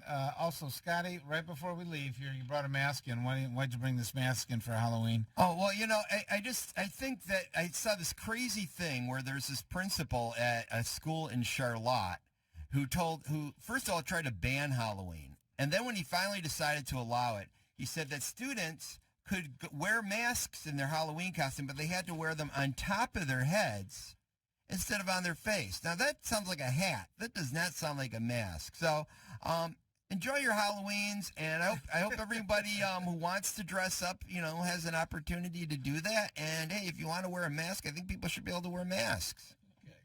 I want to thank our board operator here. He's done a great job this morning. I know standing in for Maxine and everything that's been happening here. I want to thank our guests, the police commissioners, as well as Be Good and Scotty Boman. And I want to wish you and have a great week that's coming up. Enjoy your Halloween. I believe it's Thursday. And you're listening to 910 AM, the Superstation. My name is Robert Ficano, and we'll be back with you again next week. Thank you.